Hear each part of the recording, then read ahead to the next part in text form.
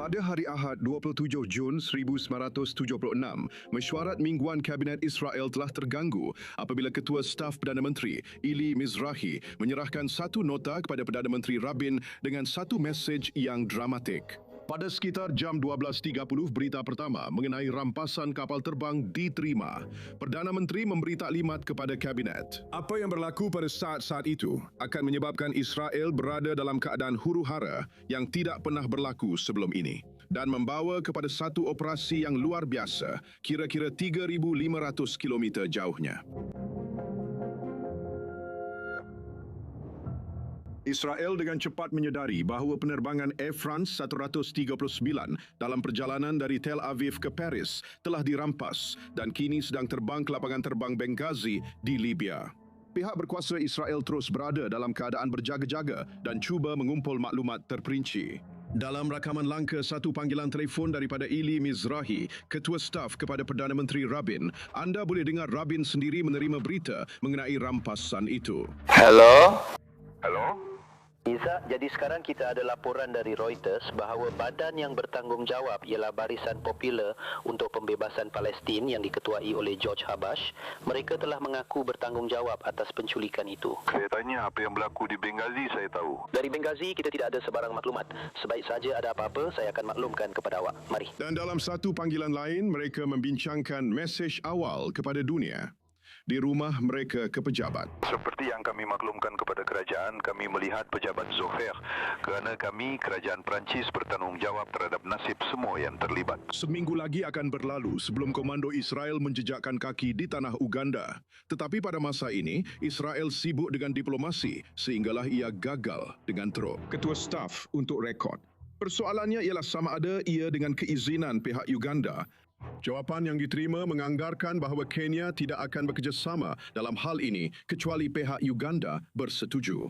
Menteri Luar Negeri Yigal Yegalon, negara-negara lain tidak mempunyai tebusan, jadi mereka boleh bersikap tegas dalam hal ini. Selepas 3 hari penuh ketegangan, akhirnya tiba tuntutan para penculik dalam satu telegram yang sangat sulit yang dihantar dari Paris pada 29 Jun 1976 jam 6.30 petang. Buat pertama kali mereka menerima senarai nama 53 tahanan keselamatan yang diminta untuk dibebaskan serta $5 juta secara keseluruhan yang perlu dipindahkan ke akaun mereka dengan segera.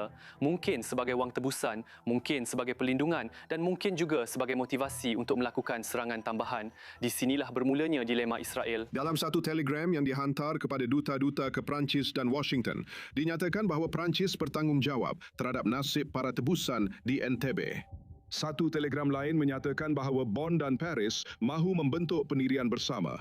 2 hari kemudian, perkara itu malah didakwa. Sebarang rundingan yang dijalankan akan terpakai kepada semua penumpang. Pendirian Perancis kekal tidak berubah kecuali orang Perancis bertentangan dengan janji mereka berjaya mendapatkan pembebasan baki penumpang pesawat itu. Tetapi sekurang-kurangnya 105 orang Israel serta kru Perancis yang tinggal masih kekal dalam tawanan. Ia adalah pemimpin Uganda, Idi Amin, yang mengambil para perampas kapal terbang itu di bawah perlindungannya. Dalam ribuan dokumen, beliau adalah tokoh utama, orang yang tepat untuk berunding, individu yang disamar oleh komando Israel ketika memasuki lapangan terbang. Isu diplomatik atau tidak diplomatik itu tidak penting kerana Idi Amin ingin mengadakan hubungan dengan kami.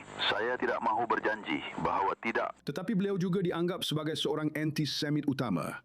Inilah yang beliau tulis kepada Golden Mair hanya 4 tahun sebelum peristiwa itu. Hitler betul apabila dia memusnahkan 6 juta orang Yahudi. Bekas Jeneral IDF Rehovam Zevi juga mengumpul bukti dan dokumen mengenai Idi Amin untuk menjelaskan kepada kabinet bahawa tiada siapa yang boleh diajak berbincang. Amin berdosa, itulah nama fail dokumen tersebut. Bukan niat saya untuk menceritakan rancangan popular bagi pertempuran Palestin untuk membawa tebusan ke Uganda. Tetapi saya menerima untuk mendarat di sana atas dasar kemanusiaan. Sementara itu di Israel terdapat perbincangan yang sukar. Adakah kita perlu mengambil bahagian dalam rundingan dengan pengganas? Dan adakah kita perlu membebaskan tahanan keselamatan sebagai pertukaran untuk tebusan?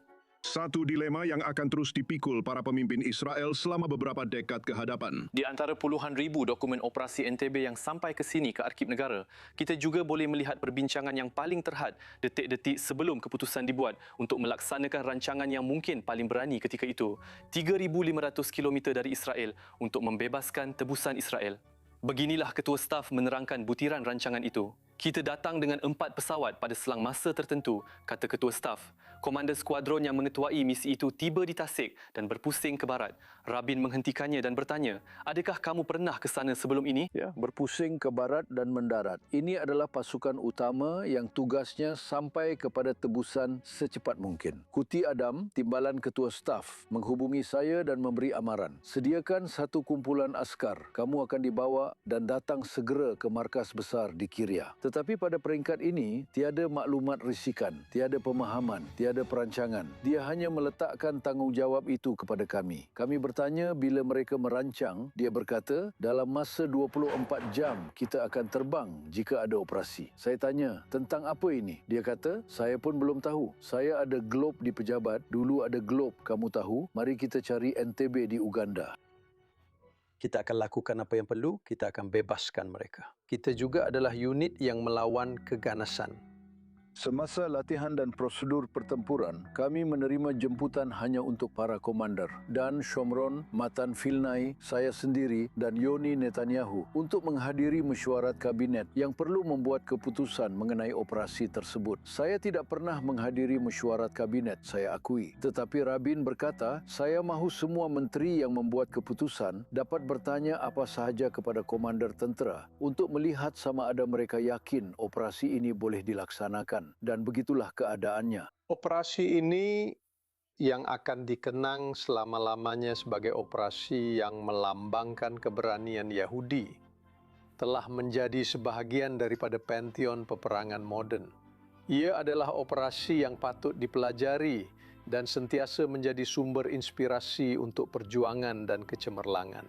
Kita adalah tentera, ingatlah jangan leka. Kita tidak boleh keliru, meraihkan dan melupakan tarikh-tarikh asas kita sebagai askar. Jadi, makan tengah hari kami dapat seperti biasa, kami mandi dan kemudian kami kembali ke Shoshana, bau ilah di Nabi Musa. Kejayaan operasi ketenteraan itu menerima ucapan tahniah dari seluruh dunia dan juga di dalam negara. Hari ini saya ingin berkata kepada Perdana Menteri bagi pihak pembangkang.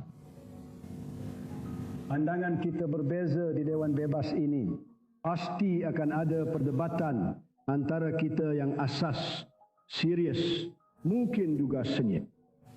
Tetapi pada hari ini, dengan sepenuh hati kami katakan, Perdana Menteri, syabas.